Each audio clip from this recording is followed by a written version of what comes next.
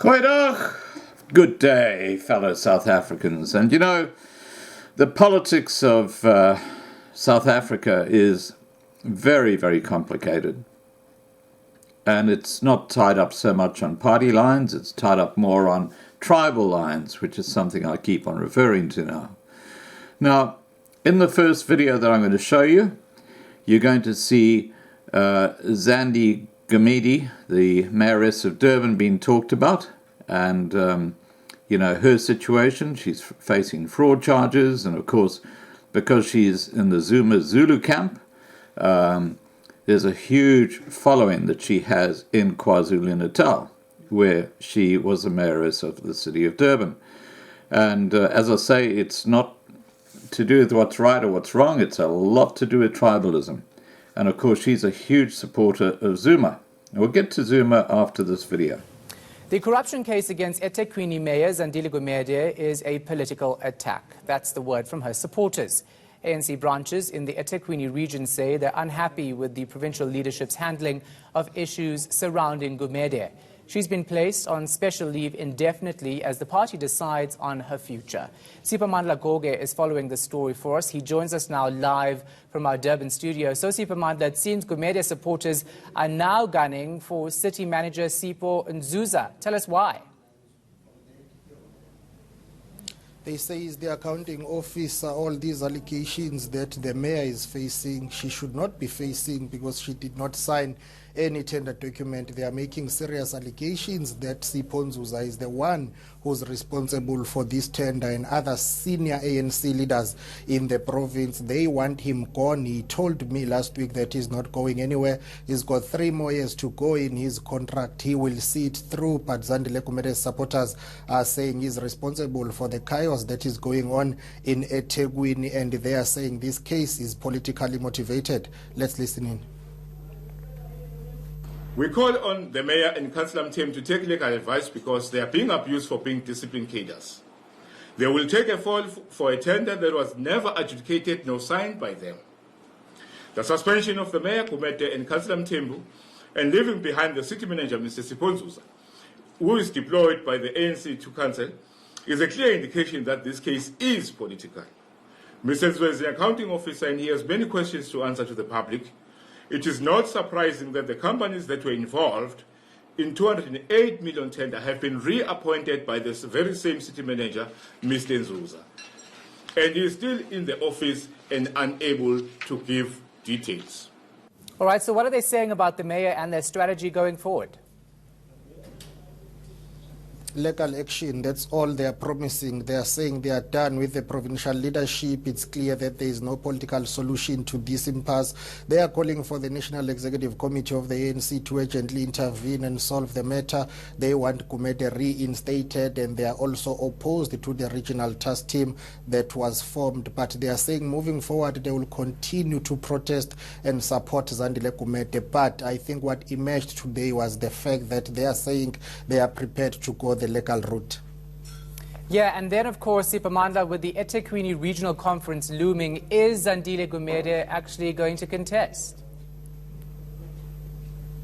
She has not confirmed publicly, so I tried to ask her a few weeks ago. She was unable to answer that question. She said she gave me a standard generic comment that all ANC people give, that I will wait to hear from the branches. But her supporters are adamant that she's up for re-election. They will support her candidacy. This is what Njabulo Khuzwayo said.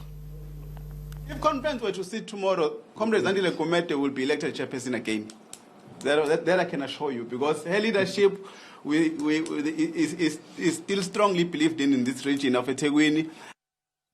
All right, we'll leave it right there. Our reporter Siphamandla Goge is in Okay, now as you can see, Zuma is going before the Zondo Commission, and we talked about this yesterday.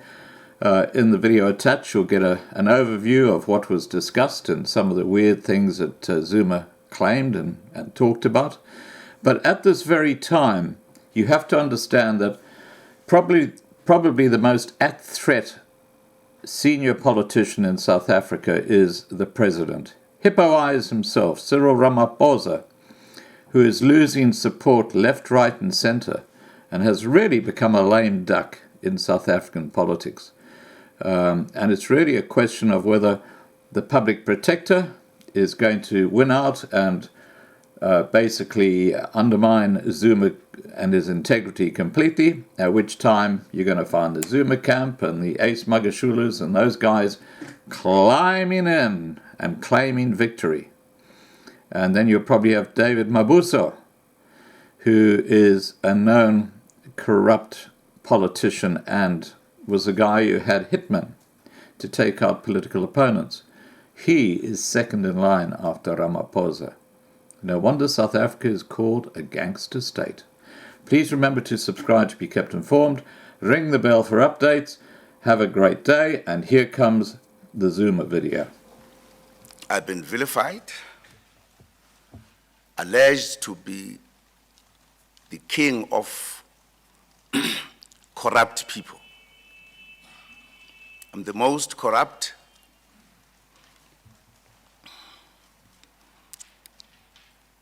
I've been given every other name, and I'd never responded to those issues. Firstly, because I believe it is important that we all respect one another, that we must say things we know about other people, not just tell things that we cannot prove.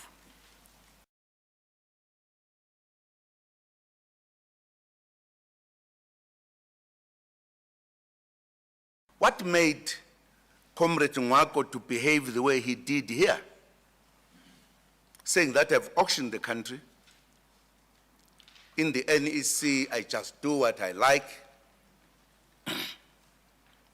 He's carrying out an instruction.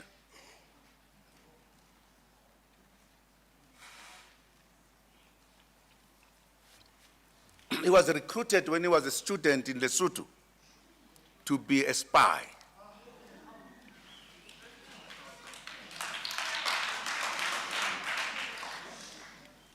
Members of this family were brought to my residence in Oliver Tambo when I was the deputy president, where I saw them for the first time.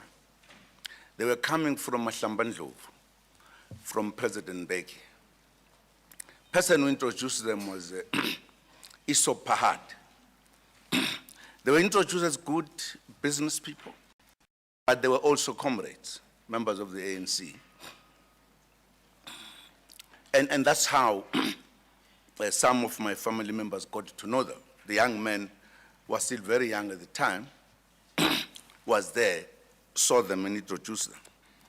That's why when he wanted a job, he remembered that they had said they ran this kind of a company, of IT company.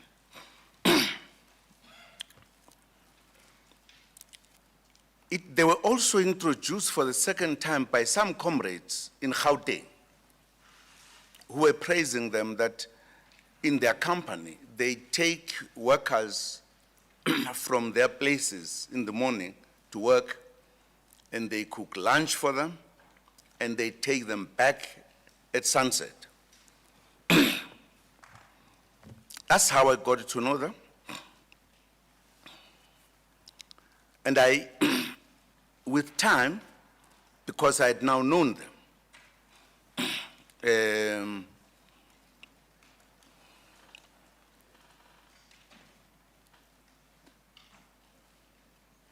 I got to know even some of the things they do. For an example, one of them was a member of the International Council that was advising the president on economic things. And I found them to be a very, very friendly family. With time, I got to know quite a number of them, if not all of them. And they were indeed, they knew a lot of comrades. And I got to know that, in fact, when Mandela was a president, they started being very close and was a friend of Mandela. And when Mandela was gone, they were friends with Thabo. Whilst I was there, as I say, they saw me coming from his home. I've never did anything with them, unlawfully or whatever. They just remained friends, as they were friends to everybody else. At that time, I was the president of the ANC. I then said to them, men, and making a suggestion, can you try a business, a media business? Because we are comrades, we need an alternative voice. There are many attempts that have been made before by progressive people, but they've never worked. Is it possible that you could establish a newspaper? They'd never thought of the idea. And we discussed this. They finally said, I think it's a good idea, because it is business as well. When they were moving forward, they then said, can you help? Asking me, give us a name. You don't know how to call this newspaper. So I said to them, there used to be struggle publications we used to have, called Spark, Fighting Talk, New Age, etc. So I gave all these names. They loved this name, New Age. And that's how the paper was named. I then said, man, the newspaper, fine, we have succeeded. I don't know, and I was thinking whether I could push them further. So I said to them, this is very successful. What about a TV channel? I suggested the paper. To them, I suggested the channel. Somebody can then say we're abusing this friendship. It was never the other way around. It's me who put them into trouble. There is a book, oh, sorry, the book is there. There is a film which is being made about the case that took place and I was found not guilty. Rape case.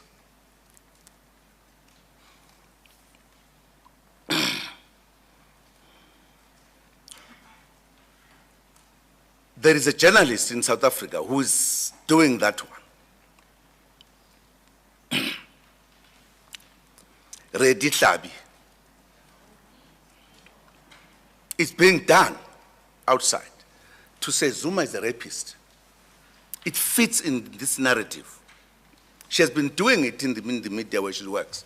Great deal. Because this narrative must be done.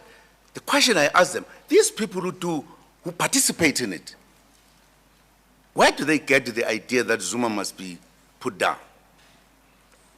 Who instructs them?